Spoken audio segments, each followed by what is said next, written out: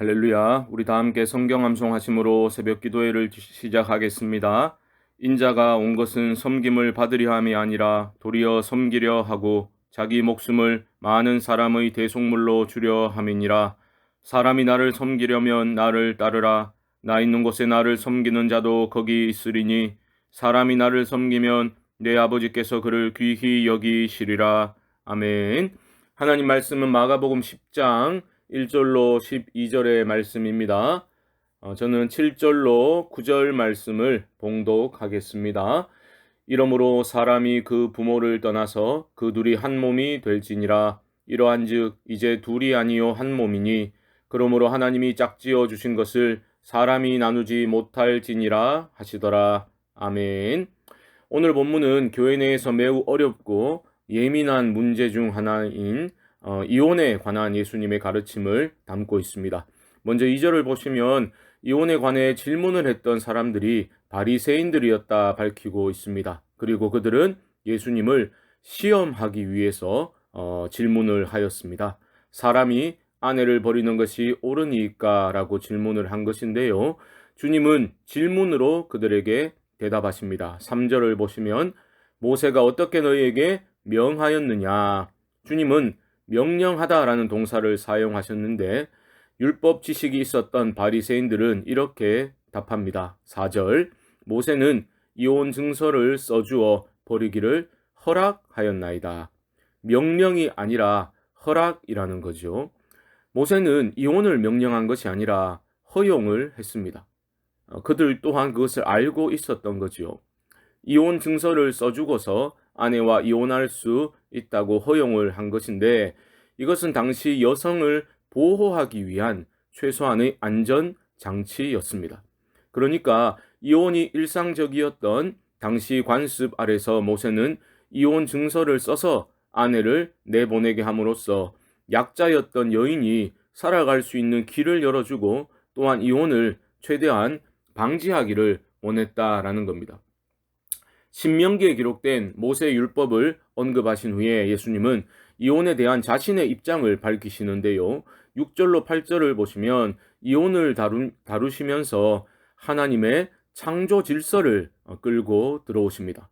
창조 때로부터 사람을 남자와 여자로 지으셨으니 이러므로 사람이 그 부모를 떠나서 그 둘이 한 몸이 될지니라. 이러한즉 이제 둘이 아니로 한 몸이니 말씀하시죠. 예수님은 지금 율법의 문자적 해석에 근거해서 자신들의 완악한 마음에 원하는 바대로 자신의 육신적 정욕을 따라서 마음대로 이혼해 버리면서도 이건 뭐 율법적으로 아무 문제 없는 것 아니냐, 내가 이혼 증서 써주면 될 거 아니야, 모세가 그렇게 말했지 않은가 라고 자위하고 있던 사람들에게 지금 일침을 가하고 계십니다. 바로 율법의 원 의미가 무엇인지 똑바로 알라는 것이죠. 율법의 배후에 있는 그리고 창조 이야기에 드러난 인간을 남과 여로 창조하신 하나님의 본래 의도가 무엇인지를 안다면 너희들이 이런 질문할 수 있겠냐라고 되묻고 계신 겁니다. 너네들이 의존하고 있는 모세의 율법은 완악한 인간들이 죄악을 범하는 것을 방지하기 위한 완충 장치일 뿐이지 하나님의 사람들이 추구해야 할 목표는 아니라는 겁니다. 왜냐하면 하나님의 사람들이 추구해야 할 이상적인 목표는 바로 하나님의 창조 질서에 담겨 있기 때문이죠. 그렇기 때문에 결론이 무엇입니까? 9절이죠. 그러므로 하나님이 짝지어 주신 것을 사람이 나누지 못할지니라. 이게 참 중요한데요. 지금 바리새인들은 예수님께 이혼에 대한 규정을 묻고 있죠. 그런데 예수님은 창세기의 창조 이야기에 호소하시면서 하나님께서 원하시는 결혼 관계가 이해될 수 있는 상징 체계를 구성하고 계신 겁니다. 문제의 틀 자체를 바꿔버리신 거죠.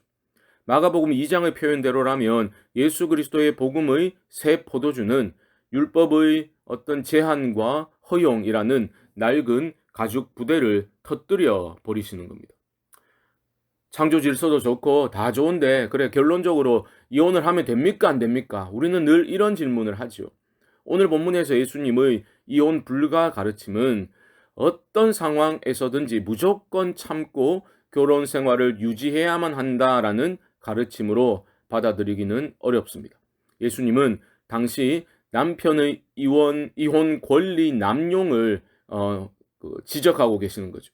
남자 입장에서 자기 눈에 좋으면 너무나 쉽게 이혼 증서 한 장 써주고 이혼해버리고 또 다른 여자와 재혼해버리는 그러한 행태를 비판하시는 겁니다. 그러면서 하나님이 짝지어 주신 것을 그런 식으로 함부로 나눌 수 없다라고 말씀하고 계신 거죠.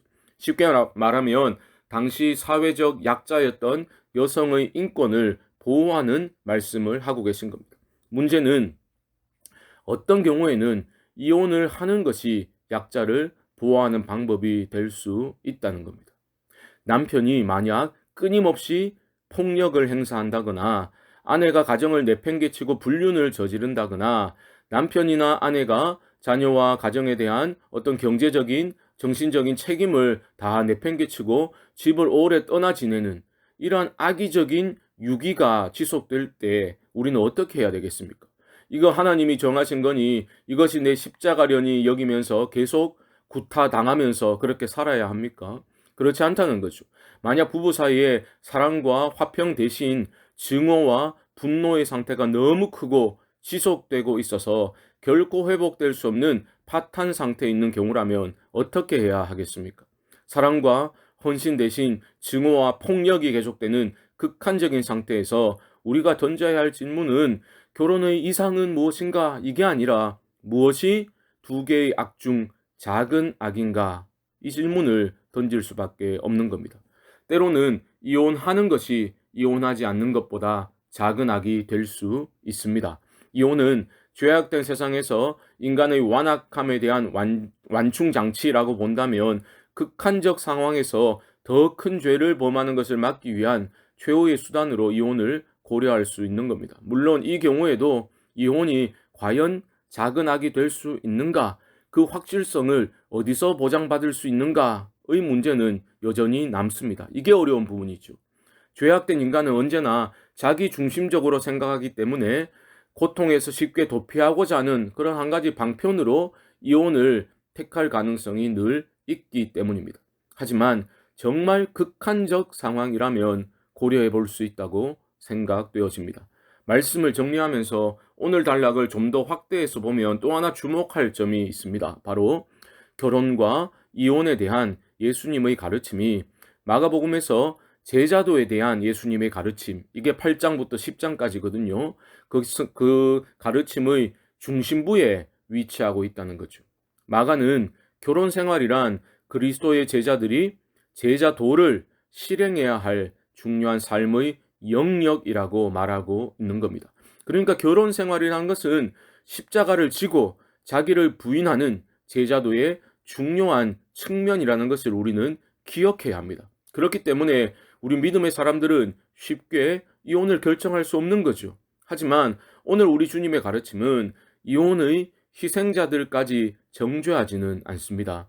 부당하게 이혼을 당한 사람들과 이혼된 가정의 자녀들은 우리가 긍휼히 여겨야 할 대상이지 차가운 눈초리로 바라보며 정죄해야 할 대상이 결코 아니라는 것입니다. 자신의 특권을 향유하기 위해서 배우자를 이혼시키고 재혼한 자들을 비판하셨던 주님의 그 가르침의 원 의미를 우리는 분명히 기억하고 오히려 아픔을 당한 이들을 감싸 안고 적극적으로 치유하는 사역이 교회 공동체 안에 행해져야 할 겁니다. 이것이 바로 이 무너져가는 세상에서 하나님이 지으시고 보시기에 좋았더라 하셨던 세상으로의 회복을 이루어가는 것인 줄 믿습니다. 오늘 말씀을 잘 받으시고 믿음으로 행하는 우리 성광의 교우들 되시기를 주님의 이름으로 간절히 축원드립니다. 합심으로 기도합시다.